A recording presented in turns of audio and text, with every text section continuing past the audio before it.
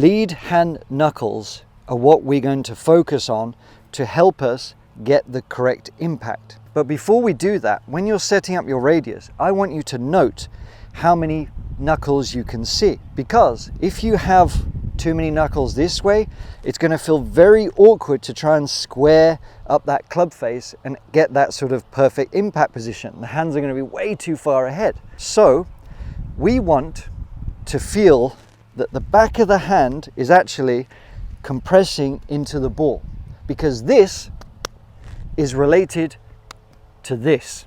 We can call this the lead knuckle pointer.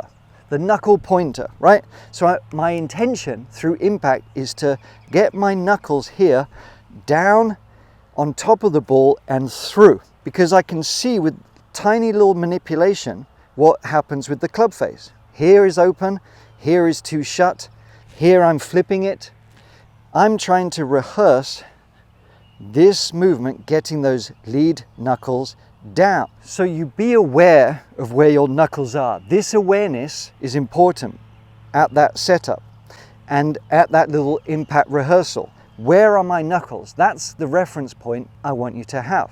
Now we move into the kind of technique. What we're doing is just making a small backswing to begin with, but now as I make my way back to the ball, I'm trying to return to that impact, but I'm only thinking about these lead knuckles. Am I getting them to where I want to be, where the hands are a little bit ahead of the ball? I'm able to compress it, I'm a little bit open. You can teach yourself perfectly well when you do this. And we're just going to work on some tiny little movements to begin with. Even chip shots, really. I'm just going to go back and through. Trying to work on that movement to get the ball compressed, and it's with the knuckles. The key, the only key, is set that radius at the start. Notice where your lead knuckles are at the beginning, and your only intention is to get them back to the impact that you've sort of rehearsed. And you want to start just small little shots, even chip shots, to be honest, would be fine. Small little shots here, making sure the club is flat, little backswing, but returning where we want to, but only thinking about here. And you'll notice just how easy it becomes to make that sweet spot strike, especially when you reduce all the things that you need to think about. So build it up from there.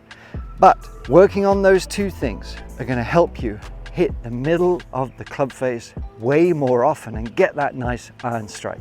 Let me know how you get on. Now, if you want to make sure that you're in the fairway more often so you can hit those nice iron shots onto the green, check this lesson out. It's going to make driving further a lot easier. See you next time.